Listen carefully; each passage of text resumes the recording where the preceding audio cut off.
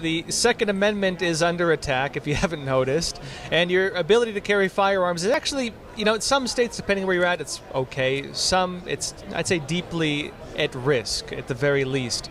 Now, here to talk with us about some of this and what's actually happening in the United States right now is Antonia Okafor. She's with Gun Owners of America. And Antonia, real pleasure having you on Crossroads again. Yes, it's been a couple years, but yeah. So back. last time we talked, you had your own organization, and now you're with Gun Owners of America. Now, I know Gun Owners of America. They're kind of the real Second Amendment. I like that organization. I like that. the one that's really doing a lot of stuff on the ground. Let's talk first about kind of where things are at in the country. Let's kind of give a sounding board of where things are at, because there's some good stuff when it comes to protecting Second Amendment. Mm-hmm. There's also a lot of bad, but give us a big picture here. Yeah, I mean, there is. First of all, thank you. Yes, we are the No Compromise. That's our official title. No Compromise Gun Lobby in America is GOA, and Empower 2A is now part of Gun Owners of America. So I'm really excited about that. That was the organization that I started. Now it is the women's arm of GOA. So, which I'm the director of outreach for now. But yeah, there's a lot of stuff going on when it comes to the Second Amendment. In fact, a lot of it has to do with what actually the post-COVID 2021 lifestyle that we're living now, where we have over 8 million new gun owners already in America, because there are so many citizens who realize, it comes down to themselves when it comes to protecting themselves, that the government's not always going to be there when they need it. And so a lot of people realize that important message. And because of that, when the sessions came about, the legislative sessions with states in Texas and etc., so many of these states actually pushed not only constitutional carry, which is permitless carry, but we have all these people who are repealing a lot of gun control, particularly on the local level, which is most people don't know is actually what impacts you even more than most. So, I mean, like I said, in Texas, we have constitutional carry, the 21st state to have constitutional carry. So it's actually been something that's been a great trend, and we're seeing it trending more and more in the U.S. That's been an interesting phenomenon to watch in this country, that states are kind of following each other now. I think more than ever, really, especially as they see the federal government really pushing so hard against state rights, frankly. Right. Tell us about constitutional carry, and do you see this spreading as well? Yeah, I mean, constitutional carry has been, particularly in the last year, has been huge. I mean, we're seeing it in state by state, but I would say probably Texas got the most attention this year, just because, for one, this is actually the third time they tried to pass constitutional carry in the last a decade or so. For those who don't know, Texas has their session every other year, so this year was a huge one. And despite all the opposition that we've seen on the media, of course, is always opposition to constitutional carry, we do have a lot of people who are pro getting the government out of the way. And I do think last year of COVID and everything with that, all the restrictions that we saw, it helped a lot in the push to have constitutional carry in such a big state like Texas, because people are sick and tired of big government overreach. Explain to us what constitutional carry means for gun owners. So constitutional carry, I would say it's permitless carry. So essentially it's saying that the government is not giving you permission anymore. They shouldn't have given you permission because of the Second Amendment, but they are literally not making you have to go out, pay, and then get training based on their standards in order to get a permit saying that you are now deemed responsible enough to have a firearm. So not only a firearm, but to carry that firearm outside of your home.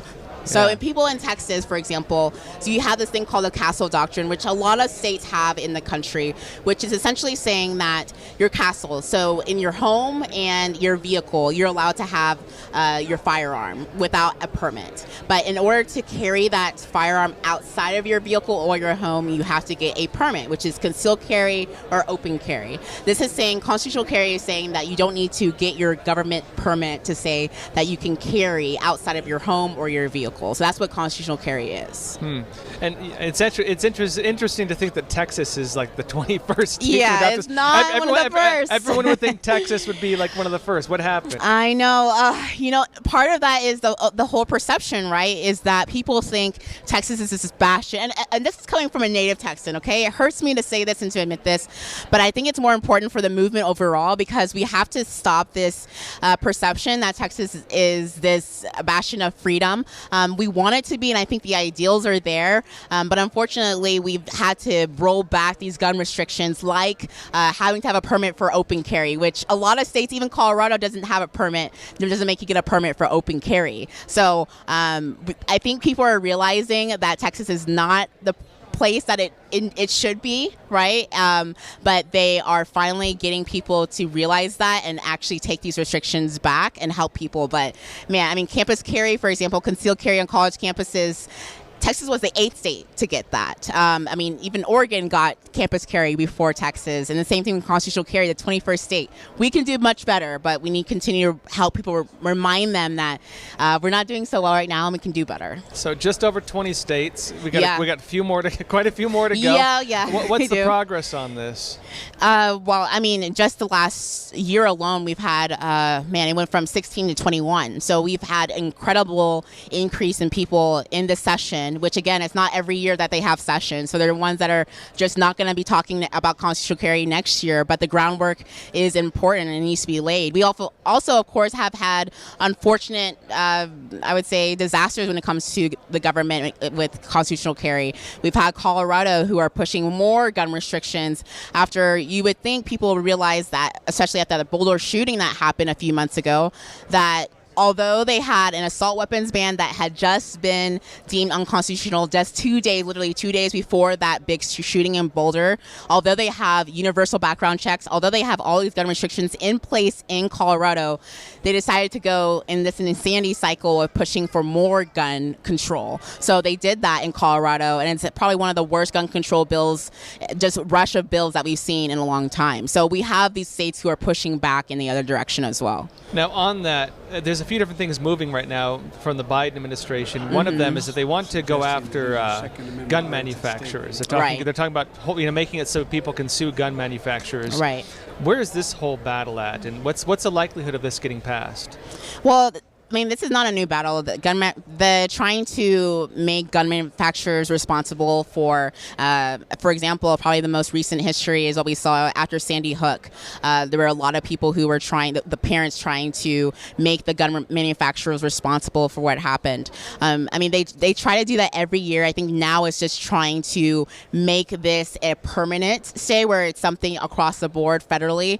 I mean, honestly, organizations like us, Gun Owners of America, we have lawyers who are pushing against these things. But at the end of the day, it's going to come down to, are we going to allow the people of America, are they going to just allow these people to make those decisions and not realize that there are consequences in other industries that will be impacted when you say that this inanimate object that some maker made that wasn't intended to hurt people in a wrong way, it was intended to defend people, because this criminal used it in an illegal way, that we're now holding these companies responsible. I mean, that's going to have tragic and just horrible repercussions for not only the gun industry, but industries in general. So it's something that we have to push back on if we believe in property rights, if we believe in business and individual rights and protecting those.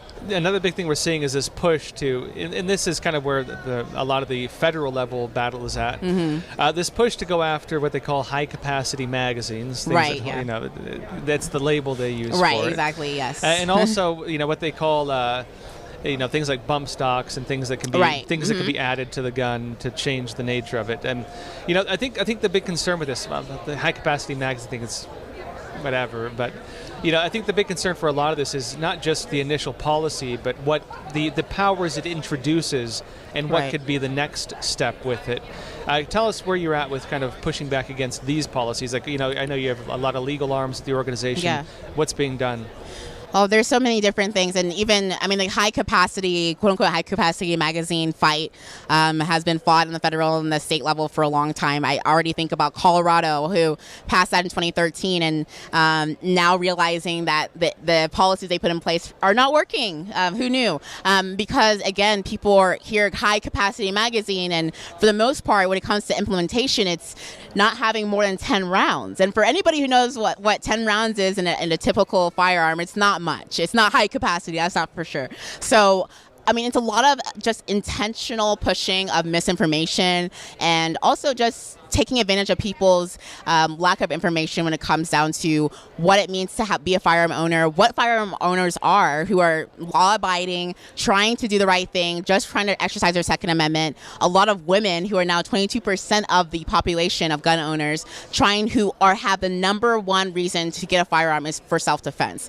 And it's like women like me who have a story of, I don't want to be a victim again. I want to protect myself, or I want to protect my home.